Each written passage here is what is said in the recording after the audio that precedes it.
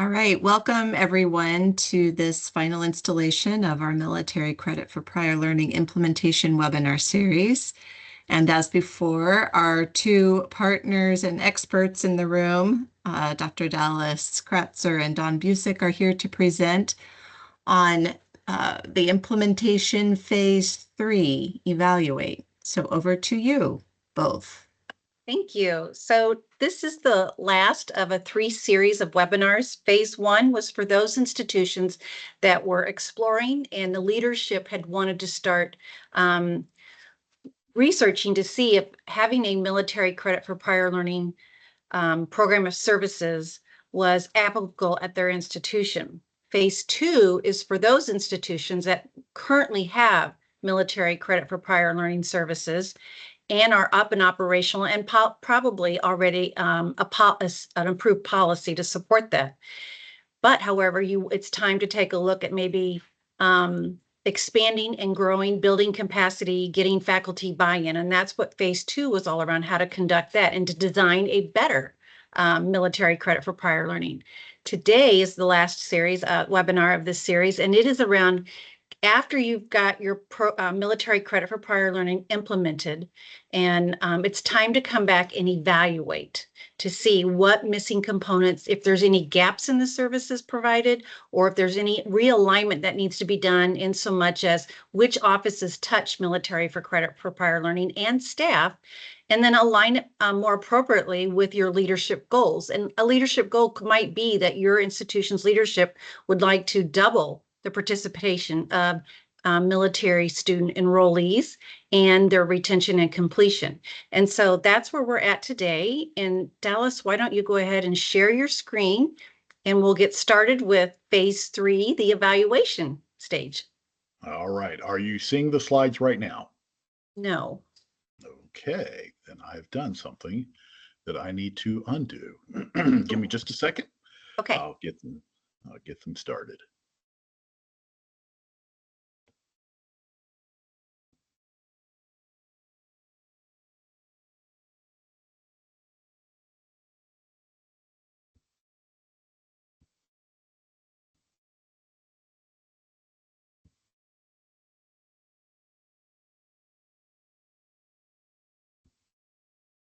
All right, so you should be seeing them now.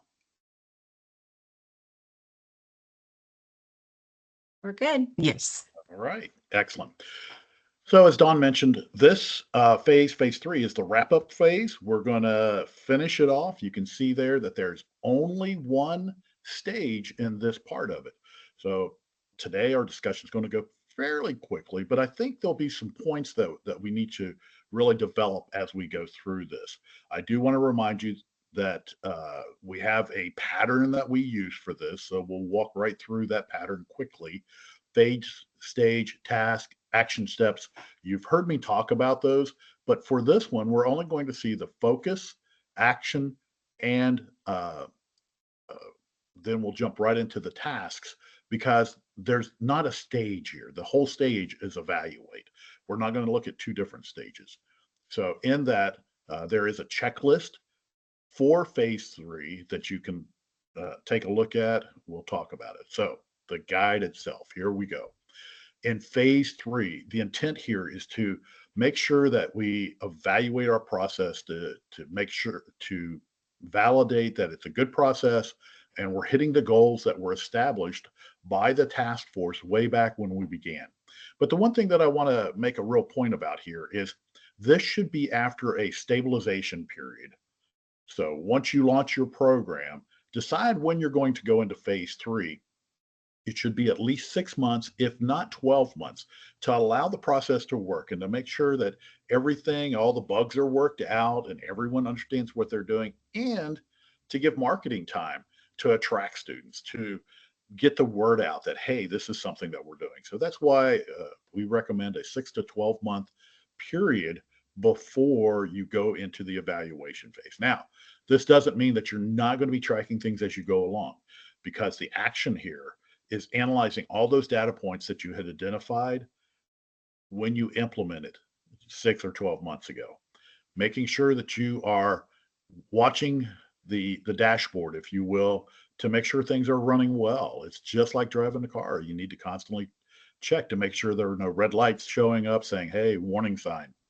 And as you're doing that, you're going to keep an eye on it. But here at this point, you're going to evaluate. And the working group, who has probably shifted to once a month meetings, are going to come back to a more active role in doing the assessment, because we want the working group to put this together for the task force and leadership. Could the CPL coordinator, MCPL coordinator do this? Yes. But I think you're going to have a more productive result, more effective result, if you have the working group do it. So just jumping into that first task, there are two simple tasks. Evaluate the MCPL program. The working group comes together. They start doing this evaluation. You can see what we're recommending, the data that you had recommended to collect to begin with, and anything else that you've said that, well, maybe this is good to collect also, or the task force and the senior leadership might want to have more information about. Also, as you're doing that, that phase two, task two, there, that's where you've identified those different data points that you're going to make sure that you do report. And then additionally, assessing the changes in the military connected student population. This is going to validate that you have grown the program or not. It will help you to then determine where do you go to next.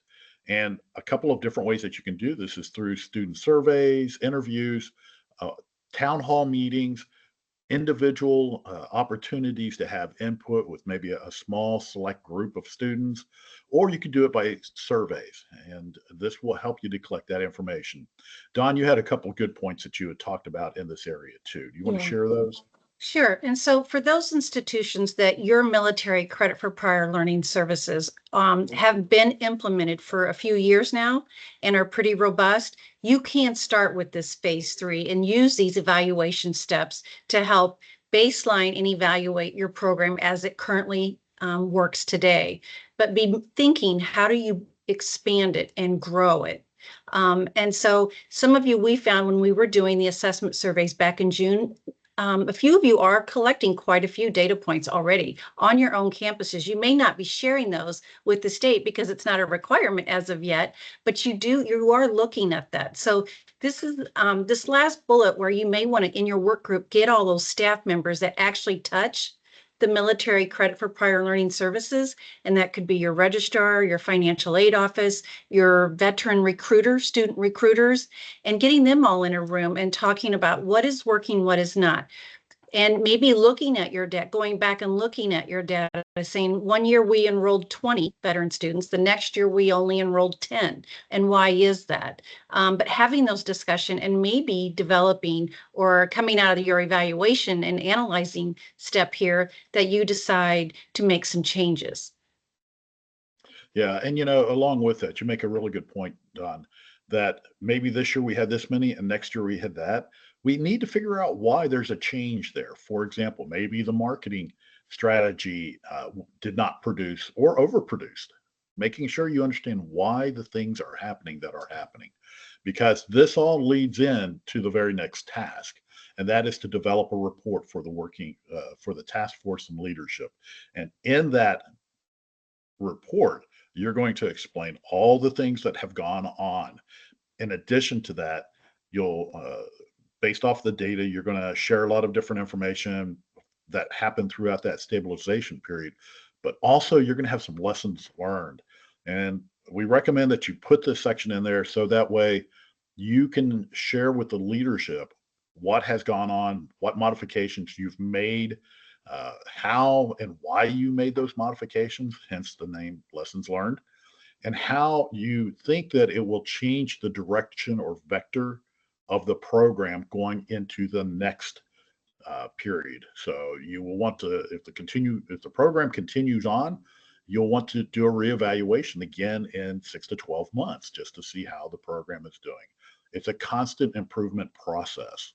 And as you're doing that lessons learned, you're going to make some recommendations on improvements or enhancements to the program to make it work even better. Now, Here's one thing that you need to keep in mind. Just because the program is running does not mean that it will continue on. This report should provide a recommendation of either we are doing well in MCPL and it's beneficial, or maybe it's not doing well and it hasn't had the return on investment. And you can make a recommendation uh, that there's no need to invest in it further or to make modifications to see if you can improve it. So this is validating it, the program, showing a return on investment, making sure that you're effectively doing it. From my experience, no one has ever said, nope, this isn't working. Let's shut this down. I've not seen that happen. Most are saying it's working, but we need to do some refinements. We need to increase or modify our approach. Uh, More often than not, many of them are like, yes, this works. Let's go forward, which will then lead you into the next phase. And in the guide, you'll see a comment for the closing remarks that says the intent of starting with an MCPL program is to look at then stepping into a CPL program where you take it past just military credit that's already been evaluated, assessed, and credit assignments been made, credit recommendations have been made into the civilian sector where you say, let's look at how we can translate this into civilian credit for prior learning that could then be incorporated into our academic programs. I'll just Done? add, I'll just add one important piece that why this is so critical to do, and not just do it after you implement your services, but you should do it annually. And one reason is you may find, and here's a finding that on a challenge and a barrier that some colleges experience, and it's staff turnover. Maybe the recruiter resigned, and sometimes because of budget cycles, it takes 3 months to fill those vacant positions. So nobody's out there marketing for that student population. By creating an evaluation report of the successes, but also of the barriers and challenges, that arms leadership with written justification to go forth for additional resources to support and stand the program back up at 100%. That's why it's critical to do this, and not just one time, but to annually. I would suggest annually go in and take a look at what was our challenge, and was it staffing resources were reduced due to turnover, or do we need additional resources? Maybe a military base near your campus is expanding and they're bringing in more, and maybe you need to have additional resources to increase and ramp up your veteran service, your credit for prior learning services. So it's critical that this is done on an annual basis, and then the written report is established, because then it arms your leadership with that budget justification or the justification that they need to refocus and put more resources to support this program of services. Right. And that just bleeds right over into if you move into a full CPL program, because these are hard beans to count. If you don't count them, though, then you can't justify saying why we need more staff, or why we need a full-time staff as opposed to a part-time staff, or why we need to have someone other than the certifying official or the Veteran Services Office doing this. We need someone who does CPL and MCPL full-time. And it's hard to validate the impact unless you know the changes in your adult student population. And the only way that you can do that is by going back and gathering those nuggets of information, those data points, saying, here's how we've made a change in our student population. So, yep. This really wraps up the whole process. You have the last checklist that goes through the different elements and the things that go on. You also need to think about how you will move forward from this process, right? Questions or concerns. I know that was really quick, but this last one really does just kind of wrap up everything. So I'm going to stop sharing so I can see the full screen here. All right, there we go. I'll just, as a reminder while you're doing that, as a reminder, remember in phase 2 on that checklist and in those steps, you were asked to do some design process mapping. In other words, what all offices touch military credit for prior learning? Who all assist that military student in their academic career? As part of this, you're going to go back as your evaluation and look at that process map that you developed 6 months or more ago? And is it still the right fit? Or did we leave a step out that would really benefit the student and the institution? And what is that step? And that's, so be mindful how all those steps in phase 1 and phase 2, you're going to take a look at everything when you're here in this evaluation. Because for some of you, you're just starting, you're just designing and analyzing. Is this a resource of services you can grow and expand for your veteran community within your campus service region? So be mindful that when you look at the phase 3 action steps, a lot of those are just carried over from phase 1 and 2, but now you're going to wear a different hat. Did this work or did it not work? And what did we learn? And what were some successes? And then documenting all of that for your leadership at your institution. It's one of my favorite steps. I think we can always figure out how to work smarter and not harder. Right.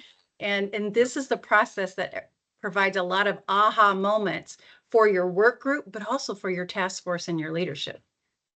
Sure. And it gives you a chance to see what you've done, the success that you've had.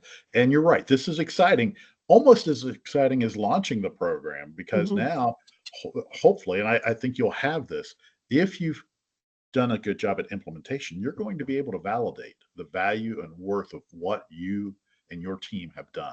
So just an exciting opportunity. Wow, that was fast. It was fast. So as a reminder, all of these phase 1, phase 2, and phase 3 are out there on the Google site repository that we've been sharing with you the past 10 days. And so many of you have already gone out and started your account. Keep going back and visiting that weekly, because we are updating the site routinely now. And then any input we welcome from all of you as to, well, this didn't quite work, and I think we missed something and it should be added, because this Google site repository is our sandbox, safe space that all of the Indiana institutions can come together and network and learn from each other, but also grow the tools and the guidance and the workbooks, the model policy guidance and the glossary of terms, all of it that's out there we can improve upon and really grow a robust military credit for prior learning program and services. So I just brought up that Google site that we're using. We've talked about it a lot. We've gone over it. We've got a little bit of time. Do we want to just walk through it again? Do you think this would be beneficial, particularly to see the things we've added? Up to you, Don. I'm not seeing any hands raised in the chat. And Okay. and those that I see in the chat have been with us on this journey these last few days. So Okay. The one highlight I'll make is we have the design and implement phase up there now. Go out and take a look at that if you've not already seen it. Phase 3 will be up there. Steve St. John is doing a great job at getting that information out there and posted. So great. Very quick turnaround on. Stacy, Yeah. Steve, do you have anything? Yeah, no, I appreciate both of you. This has been a lot of work, and I know a lot of input from our partners, but I think it's in a good place. So I appreciate both of you taking time to share. And for those of you who've joined us on these webinars, and clearly this is a resource for others in the future. So thank you. All right. Thank you. All and you all right. have a great weekend. Take care.